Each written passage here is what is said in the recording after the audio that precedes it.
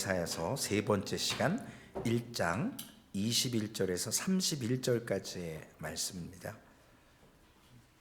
중간에 말씀이 나오기 때문에 성경 봉독하지 않고 설교를 시작하겠습니다. 고대 중동 지역에 유일하게 거룩한 땅이 있었습니다. 그 땅은 모든 사람들이 신뢰를 했던 곳이에요. 왜냐하면 정직했습니다.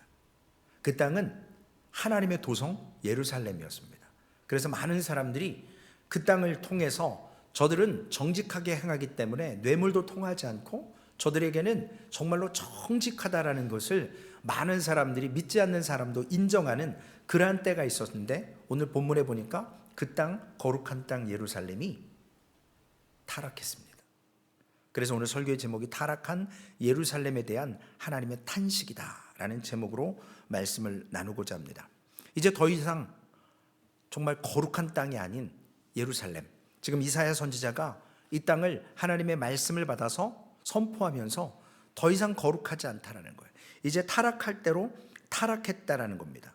왜냐? 이제는 뇌물이 오가고 뒷거래가 오가고 강한 자가 약한 자를 짓밟는 곳이 예루살렘이라는 거죠. 그러므로 옛날에 명성이 있었던 그곳, 이제는 사람들이 의심하게 되고 예루살렘들이 정직하지 않다라는 것을 알게 되고, 그 사람들이 시기와 악독의 그러한 도성이 된 것을 많은 사람들도, 믿지 않는 사람들도 유일하게 변하지 않았던 그곳이 타락한 것을 인정하게 됐습니다. 오늘 본문은 이러한 예루살렘을 바라보시며 하나님이 탄식하시면서 이사야 선지자에게 말씀을 주셨습니다. 오늘 말씀에 보면 가장 우리가 사랑한 사람들을 잃었을 때 애간장이 녹고 적절하게 울부짖는 것, 그것을 성경은 애가라고 해요. 슬픔의 노래. 하나님의 탄식이 바로 애가와 같이 슬픔의 노래처럼 오늘 본문에 있습니다. 오늘 1절 말씀에 보면 신실하던 성읍이 어찌하여 창기가 되었는고, 정의가 거기에 충만하였고 공의가 그 가운데 거하였더니 이제는 살인자들 뿐이로다.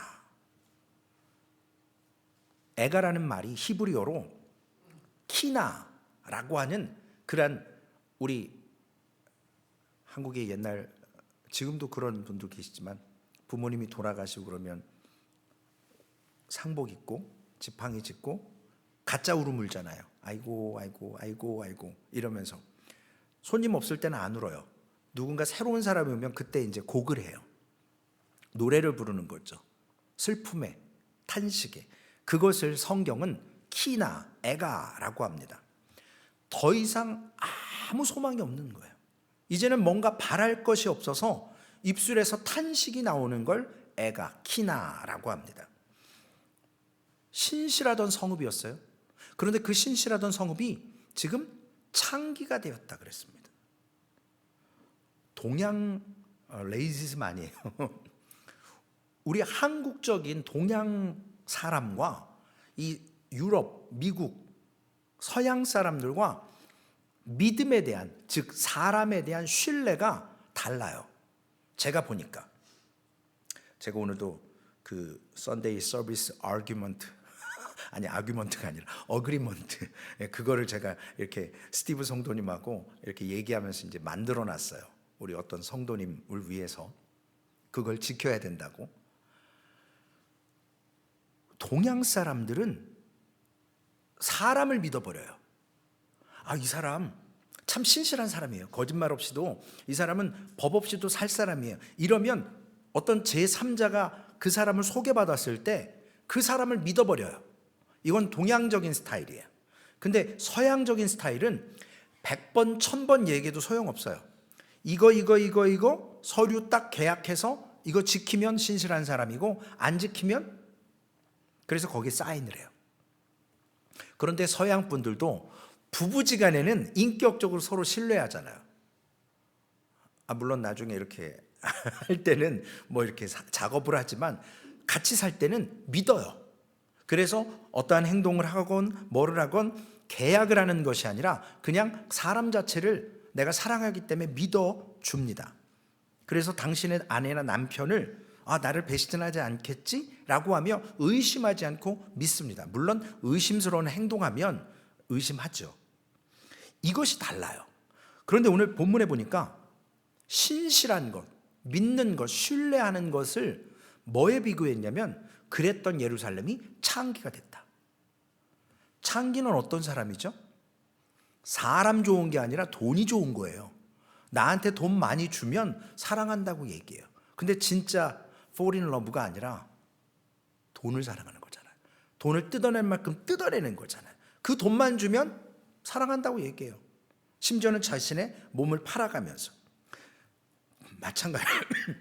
마찬가지로 하나님께서 예루살렘에게 바랬던 게 있거든요.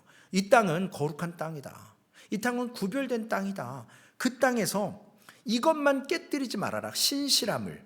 그래서 그걸 끝까지 지키기를 원했어요. 그래서 하나님이 약속하셨습니다. 너희들의 먹을 것, 너희들의 삶 염려하지 말라. 율법을 줄 테니까, 내가 사랑하는 만큼 율법을 준 거니까 그 율법대로 잘 따라오면 내가 너희들 모든 걸 책임져 줄게. 그런데 하나님께서 다 주진 않잖아요. 우리를 연단시키고 성숙하게 하기 위해서. 그러니까 하나님이 다 안 채워주거든요. 당장. 그러니까 하나님이 약속하셨는데 약속을 깨네. 그러면서 그들이 응답이 없는 것처럼 보여지는 그 시간에 창기처럼 돌변하는 거예요. 이제는 신실하지 않은 거예요. 하나님만 경배하고 하나님을 바라면 하나님이 채우시고 입히신다고 했는데 나에게 응답하지 않네? 나에게 채워주지 않네? 당시 유다 백성들이 이와 같이 자신들이 기대했던 만큼 하나님의 공급이 없다라고 생각했을 때 그들은 돌변했습니다.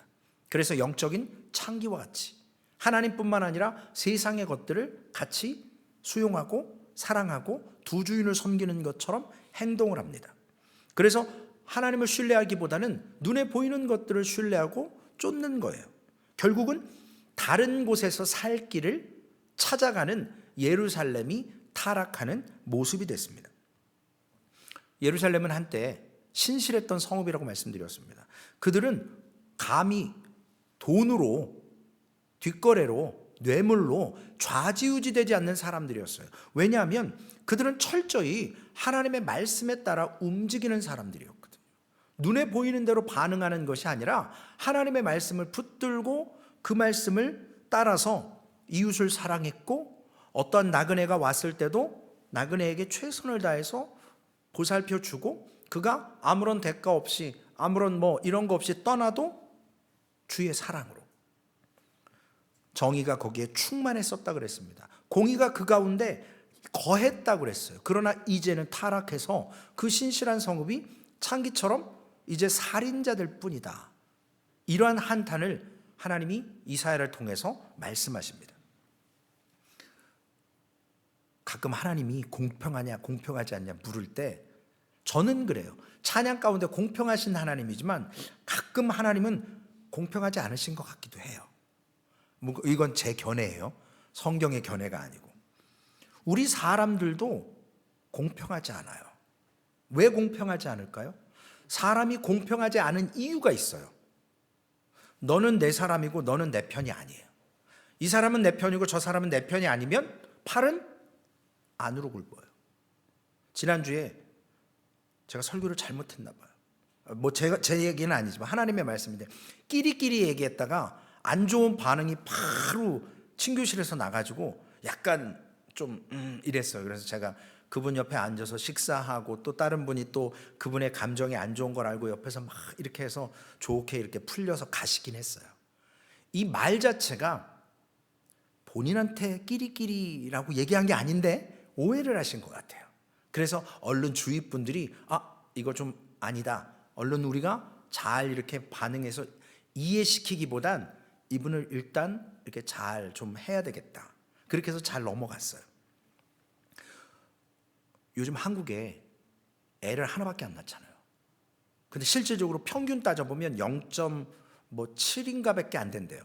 그러니까 한 가정에 한 명 아이를 낳지 않아요. 그러니까 얼마나 애가 귀해요. 그러니까 이 내 새끼, 요건 아니에요. 귀하니까 식당 가가지고 뛰놀고 소리치고 막 세상 말로 개판 쳐도 귀한 내 자식 내버려 두는 거예요.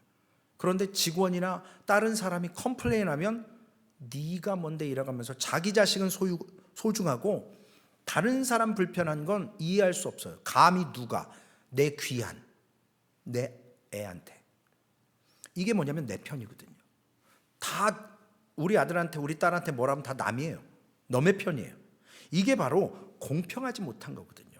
아이가 잘못했으면 그 아이를 훈육을 해야 되거든요. 그런데 안 해요. 사랑이라는 걸 가지고 감히 누가 나도 안 하는데, 이게 바로 공평하지 못한 거거든요. 사람들이 살다 보면 편을 가르기 시작할 때가 있어요. 나와 이해 타산이 맞는 사람들은 내 편이고, 조금 바른 말하고 좀 눈총이 이상하고 좀 저 사람하고 좀 얘기하기 싫으면 너의 편 되는 거예요. 예루살렘 안에 공평함이 있었다라는 거죠. 이 말은 뭐냐면 네 편 내 편이 없었다라는 거예요. 다 하나님의 백성이었고 누구든지 하나님의 성에 도성에 와서 예배하고 기도하러 지나갈 때 나그네라도 그를 잘 섬겨 보내는 것이 하나님의 말씀을 잘 순종하는 거였습니다. 그런데 이제는 남아있는 게 살인자들 뿐이라는 겁니다. 왜 이렇게 됐을까요? 여기 약간 우리가 퀘스천 마크 해야 될 두 가지가 있어요. 예루살렘이 처음부터 거룩했냐는 거죠. 예루살렘이 처음부터 하나님의 말씀으로 세워진 곳이냐는 거죠. 거기가 원래 공의롭고 정직했냐라는 건 한번 물어봐야 되고요. 또 어떻게 해서 그 신실했는데, 시작은 모르겠으나 하나님이 선택하셔서 하나님이 아름답게 하셨고, 겉모습이 아름다운 게 아니라 사람들이 순종함으로 사랑을 베풀므로 아름답고 신실했던 그 땅이 왜 그렇게 변질됐을까? 살인자만 남았을까? 창기만 남았을까? 그 두 가지 의문점이 생깁니다. 먼저 예루살렘이 그토록 정직하고 신실했던 곳이라는 것, 시작이 아니라 중요한 이유는 뭐냐면 그들이 만족을 했기 때문에 그래요. 예루살렘에서. 예루살렘 사는 자체가. 왜냐? 오늘 이사야 선지자가 이야기하는 모습 속에는 그들의 조상, 출애굽한 백성들이 와서 예루살렘의 거룩한 성을 하나님의 말씀을 통해서 가나안 땅에 살고, 그 남쪽 예루살렘의 신실한 성전과 그리고 그 땅을 통해서 하나님의 말씀을 받으면서 아브라함이 거기다가 이삭을 모리아산 거기서 제사 지내려고 했었고, 그 순종의 모습이 있잖아요. 이런 여러 가지의 모습들을 바라보면서 예루살렘 성이 만족을 했다라는 거죠. 하나님의 말씀으로 우리가 원래 종이었었다가 애굽의 노예였다가 이 땅을 하나님이 값없이 차지하게 하셨고, 이 땅에서 사는 것, 그리고 가나안 땅 자체를 허락하신 것이 하나님의 선물이라고 인지하고 저들이 세상적인 부와 이런 것들이 아니라 기쁨과 감사로 만족하며 살았었을 땐 신실한 성읍이었어요. 그런데 거기에 지도자들 역시도 정직하게 저들이 세워졌습니다. 내가 갖고 있는 이 어떨리티, 어떤 권한이나 이런 능력들, 지금 지위, 이런 것들이 내가 잘나서가 아니라 하나님이 나를 선택해서 사용해 주셨다라는 걸 아는 사람들이 지도자로서 사명을 감당하며 먼저는 죄와 싸우는 사람들이 됐어요. 지도자들이. 두 번째로는 약한 자를 자신들의 지위를 가지고 보호해 줬습니다. 그래서 정직한, 공평한, 네 편 내 편이 아닌 이러한 성읍으로 인정을 받았습니다. 그리고 이 예루살렘은 불의한 것을 용납하지 않았었습니다. 그럼에도 불구하고 그 땅이 타락하기 시작합니다. 오늘 본문 22절, 이사야 1장 22절에 보면 어떤 모습으로요? 은은 찌꺼기가 되었고 내 포도주에는 물이 섞였도다 그랬습니다.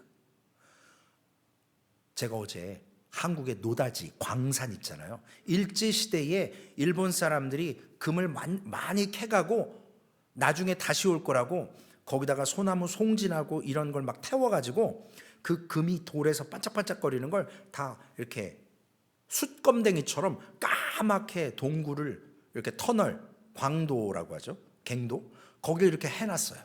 근데 한국 사람들이 나중에 해방이 되고 거기에 광산이 있다라는, 금맥이 있다라는 걸 알고 거기에 들어가서 그 금맥을 따라서 지금 채굴을 해요. 어제 보니까 70톤의 그 돌을 깨서 으깨서 걸러서 나온 게 불과 몇백 그램이더라고요. 순금이 나오는 게. 근데 그걸 지금도 해서 한국이, 그게 아마 몇 년 전 다큐 같은데, 한국에 지금 한 1년에 나오는 게 한 170톤 정도? 수입하는 건 뭐 몇백 톤이고요. 그런데 그 큰 거에서 그 금을 채굴하는 과정이 너무나도 고되더라고요. 보세요. 가장 마지막에 가장 뜨거운 불로 남는 게 은과 금이더라고요. 은과 금. 철, 동 이런 것들은 남다가 나중에 더 이렇게 뜨거운 1200도 이상의 불로 하고 약품을 처리하면 나머지 것들은 다 날아가 버려요. 그리고 남는 게 은과 금이더라고요. 그런데 그 순금, 진짜 퓨어 골드, 반짝반짝해요. 은은 오래 안 쓰잖아요. 까맣게 되더라고요. 제가 옛날에 은반지가 하나 있었어요. 어디서 났는지 모르겠는데 조그만 은반지가 하나 있었는데 냅두고 어디 놨다가 찾아보니까 까매지더라고요. 근데 어떤 약품에 넣으면 깨끗해져요. 이 은은 찌꺼기가 남아있으면 보잘것없어져요. 원래 귀한 거지만. 포도주, 저는 포도주 마시면 막 머리 아프고 막 심장이 이렇게 쿵탕쿵탕 하는데, 가나 혼인잔치 가서도 이렇게 습 그것만 했지 저는 못 마시겠더라고요. 너무 막 써가지고. 근데 최상의 포도주는요, 물이 전혀 섞이지 않아야 된대요.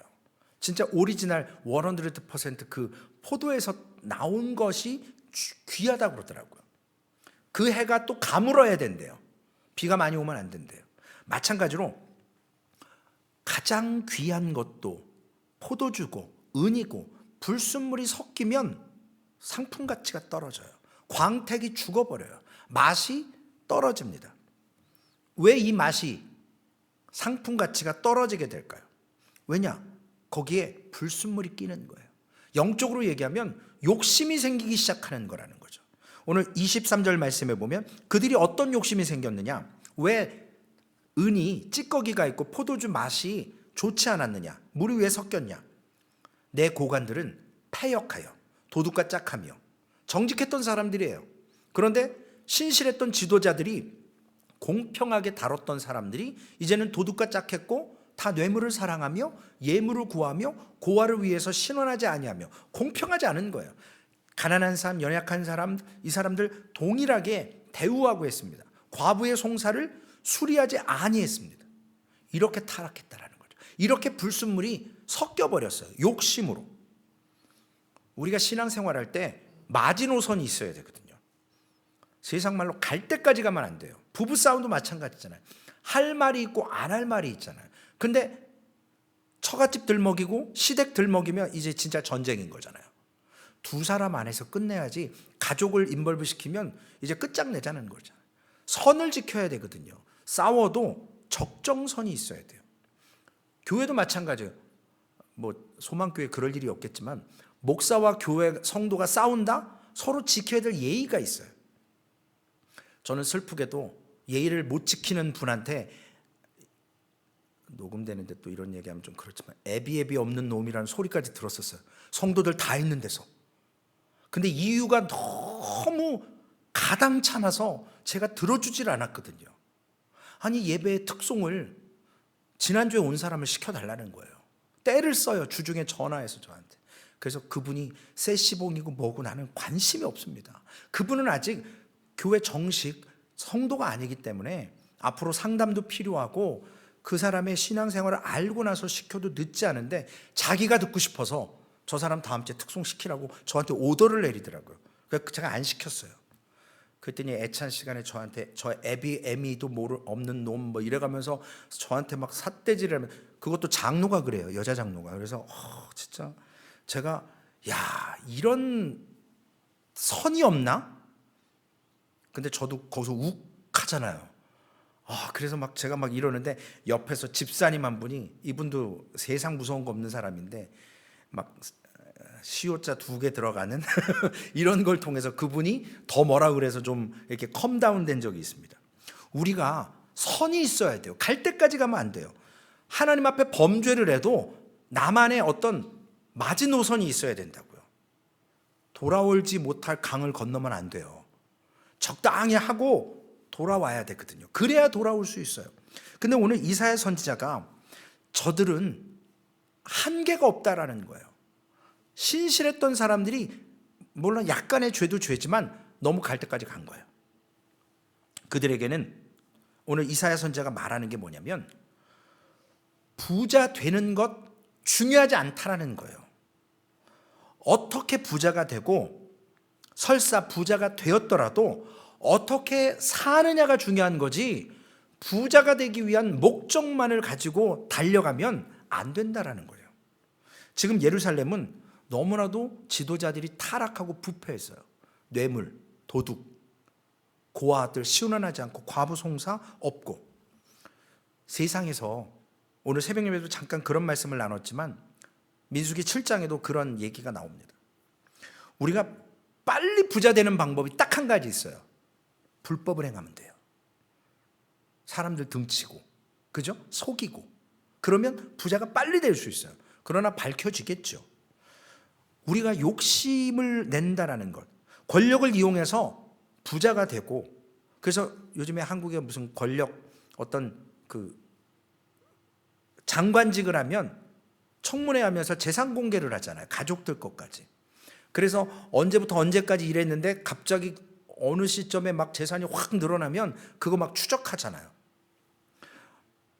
예루살렘 자체가 오늘 큰 부자가 되기 위해서 갑자기 저들이 권력을 이용했고 공평하지 않았고 저들이 범죄하게 됐습니다. 하나님의 백성들이 부패해지는 이유가 뭐냐는 거죠. 지금보다 더 나은 삶을 원하기 때문에 그래요. 물론 우리에게 인간의 욕망 가운데 있어요. 필요가 충족되게 할 수 있습니다. 오늘 우리에게 중요한 것이 뭐냐면 오늘도 사모하고 제가 잠깐 티타임을 하면서 그런 얘기 했거든요. 여보 나에게는 물질을 바라지 마. 여지껏 지난 30년간도 그랬지만 앞으로의 30년도 바라지 마. 나는 돈 버는 사람이 아니잖아. 그러면서 제가 이렇게 저 나름대로의 이렇게 얘기를 했는데 우리가 중요한 게 있습니다. 하나님이 주시지 않은 것을 인정해야 돼요. 어떤 사람에게는 물질의 은사를 줘요. 어떤 사람은 특별한 재주를 줘요. 어떤 사람에게는 어떤 특별한 그런 은사를 주십니다. 그런데 내게 없는 것을 굳이 달라고 하고 물론 달라고 해서 얻을 수도 있어요.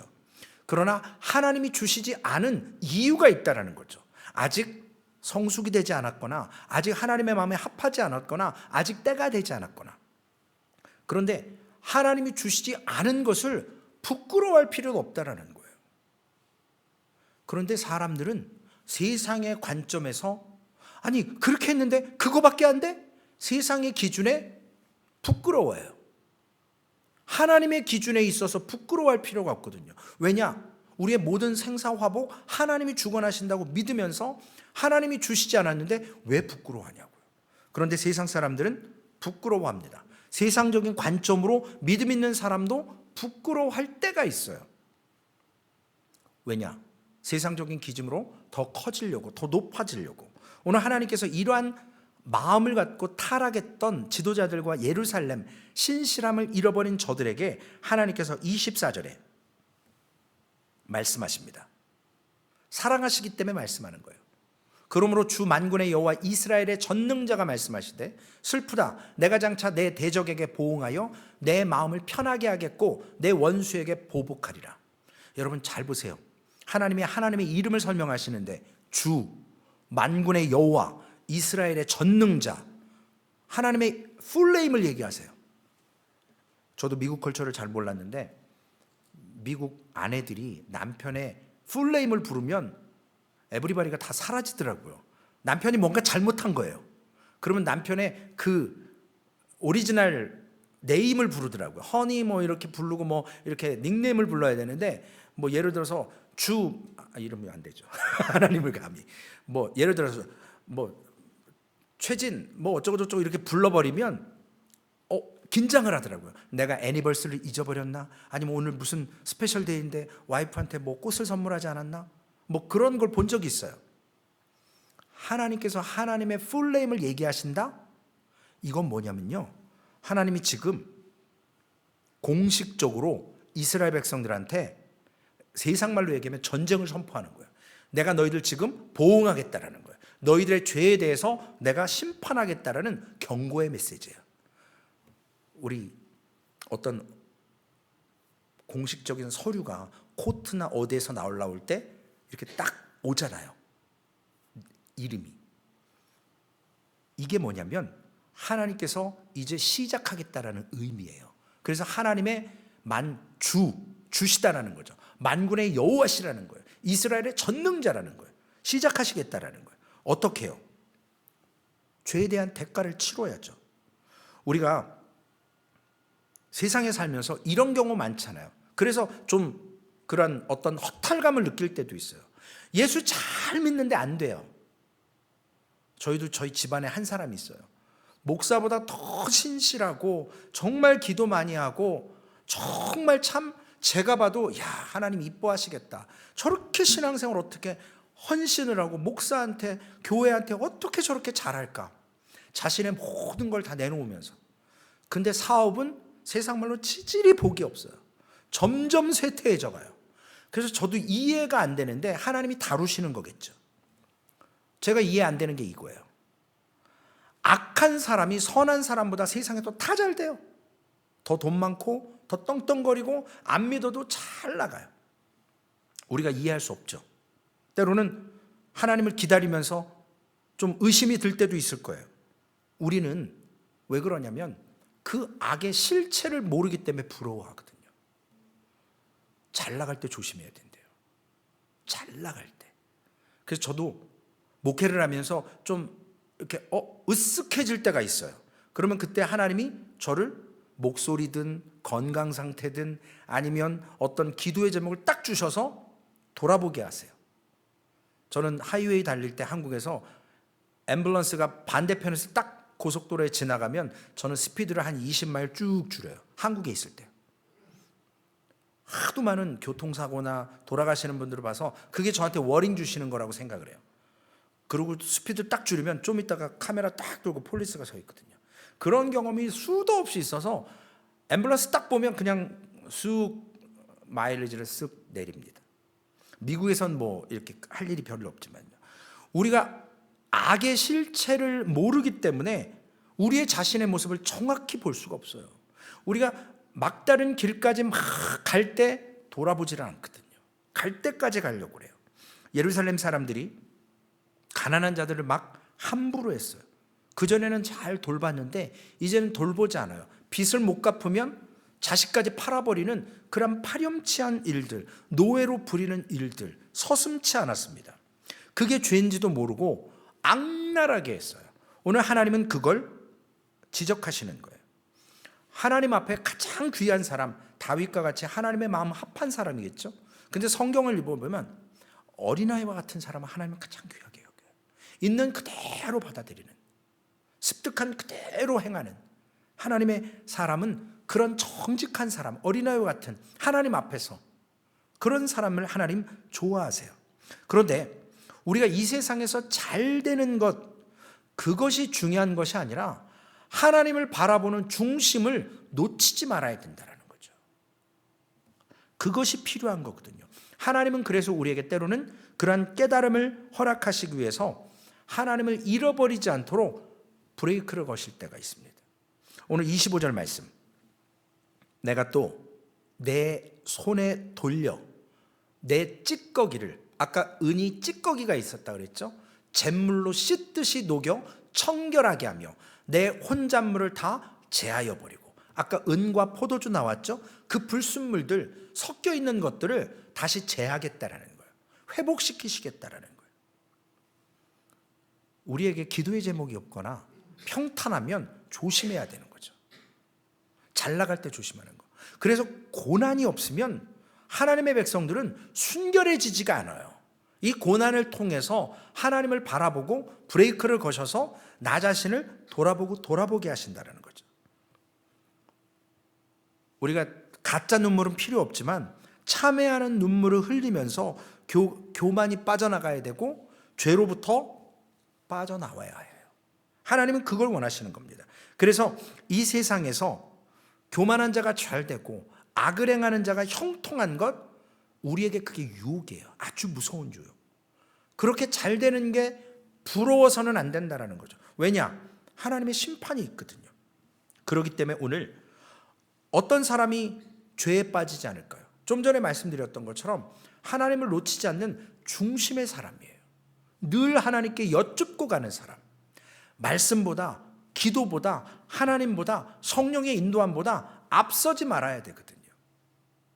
제가 다른 교회, 한국의 유명한 대형교회 목사님들 설교 거의 안 들어요. 그런데 정말 몇 달에 한번 어쩌다가 한번 이렇게 요즘 대형교회 목사님들, 요즘 세상말로 좀 뜨는 목사님들 무슨 설교하나 봤더니요, 여러분도 한번 잘 살펴보세요. 소망교회하고 비슷한 얘기예요. 신앙생활하면 변해야 된다는 거예요. 심지어 성품까지도 변해야 된다는 거예요. 제가 이번 주에 스티브 성도님하고 어디 이렇게 갔다 올 일이 있어서 1시간 정도 이렇게 차 타고 왔다 갔다 2시간 정도 얘기하면서 저한테 물으세요. 목사님은 교회에 무슨 일이 일어날지 어떻게 알고 설교를 미리 하냐요. 그래서 제가 어떻게 합니까? 저는 모르죠. 하나님이 주신 말씀 가지고 그냥 하는데 교회에 그런 일들이 일어나는 것 뿐이죠. 하나님이 아시니까. 저는 모릅니다. 제가 뭐를 알겠어요. 오늘 우리에게 순결을 지키지 않으면 하나님의 말씀이 닫혀질 수밖에 없어요. 예루살렘이 회복되는 모습이 어떤 모습이냐는 거죠. 오늘 26절에 나와 있습니다. 하나님께서 반드시 회복시켜요. 왜냐? 하나님이 사랑하시기 때문에. 내가 내 재판관들을 처음과 같이, 내 모사들을 본래와 같이 회복할 것이라. 그리한 후에야 내가 의의 성읍이라 신실한 고을이라 불리리라 하셨나니. 여기에 말씀하시는 새로운 의의 성읍, 신실한 고을, 이건 우리가 알고 있는 새 예루살렘이에요. 이전의 모습의 그 정직하고 신실한 것뿐만 아니라 우리에게 다가올 새 예루살렘이라는 거죠. 이사야가 뭐를 알았겠어요? 하나님이 알려주시는 말씀이기 때문에. 그곳은 오늘날 세상에 있는 부패가 없는 곳이에요. 그럼에도 불구하고 이 세상에서 소금으로 영원히 썩지 않을 곳, 그곳은 교회가 돼야 된다는 거죠. 새 예루살렘을 바라보며. 그런데 오늘날 우리 교회 모임들이 어떠냐는 거죠. 이분 소망교회 역시도 교회 멤버들이 누구냐는 거예요. 그냥 밥 먹으러 오는 사람 말고요, 그냥 무늬만 카페테리아 크리스찬 말고요, 나의 죄를 분명히 보고 인정하는 사람들이 모인 곳이 교회여야 된다는 거죠. 그런 사람들에게 집사의 직분, 장로의 직분, 그런 게 왜 필요하냐는 거예요. 일할 일꾼에게 필요한 거거든요. 타이틀이 필요 없는 거예요. 그러므로 오늘 교회마저도 썩어가고 있는 현 시대에 여러분 놀랍지 않은 일이 있어요. 오늘 제가 뉴스를 잠깐 봤는데요, 북한에 노동당 말고 새로운 당이 하나 생겼어요. 민주주의처럼. 그래서 그거 하다가 걸렸어요. 그 사람이 이제 교수형 당하겠죠. 그리고 성경책이 나와요. 북한 뉴스에 성경책이 발견돼요. 왜냐하면 지금 그 코너스톤 모퉁이 돌 선교회라고 성경책을 계속 지금 북한에 집어넣거든요. 제가 이렇게 잘은 모르지만 몇 번 뵌 목사님이 그 사역을 많이 해요. 그래서 중국의 짐꾼들을 통해서 무역하면서 성경을 북한에 많이 지하교회에 보내는데요, 지금 그게 드러나는 거예요. 그래서 북한에 지금 지하교회에 있는 사람들 색출해내고 그걸 막 뉴스에 나오는 걸 제가 오늘 어쩌다가 봤습니다. 그들은 예배를 목숨을 걸고 예배를 드려요. 말씀을 지키기 위해서. 저는 내일 아침이 참 두렵습니다. 제가 가장 좋아하는 이사야 43장 2절인데 왜 이리 안 외워지는지 계속 버벅대요. 오늘도 올라오기 전에도 안 외워져서 제가 사실 오늘 지금 못했어요. 주일날 그 찬양을 불러요. 찬양의 가사는 알겠는데 성경 구절이 안 외워져요. 믿음이 없어서겠죠. 노력을 안 해서겠죠. 북한 사람들은 그 성경책 완봉 갖는 게 꿈이랍니다. 소유하면 걸리면 죽으니까, 아오지가니까요. 이런 것이 오늘 우리에게 교회가 왜 이러한 충만한 것, 교회가 왜 타락하고 썩어져 가는 것, 결국 욕심 때문이잖아요. 땅 사야 되고 건물 더 올려야 되고 화려하게 세워야 되고 선교하는 것 푼돈 주지해요. 그러나 교회의 재산은 날마다 증식됩니다. 그래서 좀 깨어있는 교회는 교회 건물들을 사회에 환원해 버리잖아요. 지역사회에. 하나님이 주신 것으로 만족해야 되거든요. 자기만의 분량이 있어요. 주님께서 우리에게 부어주실 때 차고 넘치도록 하시지만 내 그릇이 있다고요. 저는 알아요. 미약하나마 제 그릇이 얼마나인지. 그래서 저는 늘 그 분량 안에서 채워지는 걸 감사하게 생각하려고 늘 생각을 해요. 왜냐? 제 수준을 제가 아니까. 알려고 노력을 해요. 그런데 우리가 이 욕심이 드러날 때, 좀 더 높은 자리를 원할 때 결국 예루살렘의 모습을 하나님께서는 어떻게 하시냐? 27절의 말씀. 시온은 정의로 구속함을 받고 그 돌아온 자들은 공의로 구속함을 받으리라 라고 27절에 구속한다라는 게 뭐죠? 하나님이 대신 값을 지불해 주시는 거예요. 내가 너를 구속한 지명하여 불렀나니 넌 내 것이다 라고 하시고 십자가에서 예수님이 대신 페이하셨잖아요. 그래서 우리가 죽음을 면하는 거잖아요. 물론 잠깐 주님 부르시면 잠깐 잠자는 자들이지만 부활할 걸 믿잖아요. 오늘 예루살렘이 시온, 자이온 회복되는 날이 와요. 언제요? 이 불공평했던 모습들이 갚아질 때. 돌아온 자들 누구죠? 회개하고 돌아온 자들을 통해서 하나님께서 예루살렘을 공의로 회복시킬 때가 온다라는 거예요. 그렇기 때문에 오늘 우리가 예루살렘 사람들처럼 저들이 세상의 것으로 행복했던 만큼 저들은 포로 생활했어요. 그래서 포로를 마치고 돌아왔을 때 저들이 회개하고 그 성전을 세워가며 하나님 앞에 지난 죄의 모습들을 통회하면서 세워져 가지 않습니까? 죄가 얼마나 대가가 어려운가를 몸소 체험을 해요. 우리가 연단받는 것 하나님께서 우리에게 주신 일종의 안전장치거든요. 하나님이 브레이크 거시는 거예요. 그때마다 우리는 느껴야 되거든요. 오늘 28절 말씀. 그러나 패역한 자와 죄인은 함께 패망하고 여호와를 버린 자도 멸망할 것이라. 아까 말씀드렸던 은에 붙어있던 찌꺼기, 포도주 속에 있던 물, 수분 있어야 되지 맛을 변질시키는 것들 하나님이 다 제하해 버린다는 거예요. 멸망시켜 버린다는 거예요. 그런 것들은 버려져야 된다는 거예요. 찌꺼기도 버려져야 되고 불순물도 버려져야 된다는 겁니다. 그래서 29절 30절에 너희가 기뻐하던 상수리 나무로 말미암아 너희가 부끄러움을 당할 것이요 너희가 택한 동산으로 말미암아 수치를 당할 것이며 너희는 잎사귀 마른 상수리 나무 같을 것이요 물 없는 동산 같으리니. 상수리 나무, 이 상수리 나무가 어떤 거냐면 이스라엘은 큰 나무가 없잖아요.